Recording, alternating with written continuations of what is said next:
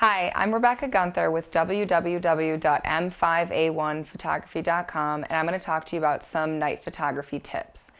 When you're shooting night photography, whether it's landscape or portraiture, obviously you're going to want to keep in mind that it's night, it's dark out. If you're shooting portraiture, this is not as easy or maybe easier depending on how you handle it to correct. You could use strobes. You could use, your on-camera flash, or you could use a flashlight, or you could use even just a street light.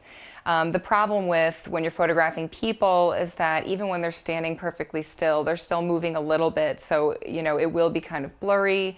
Your camera will probably need to have a slower shutter speed, which means any movements you make is going to make the image blurry as well.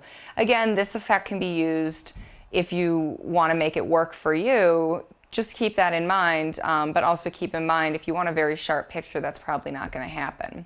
When it comes to photographing landscape at night or the sky at night, it's a little bit easier because you can use a tripod and a long exposure on the camera, and that way the camera, there's no chance of it moving, and the only blur that might happen would be if the stars in the sky move or if there's a wind and whatever you're photographing happens to move. It will look different than a photograph taken during the day, but some very interesting effects can be obtained by doing this. For example, the moonlight doesn't surround everything the same that sunlight does, so it will give sort of a surreal look in the end.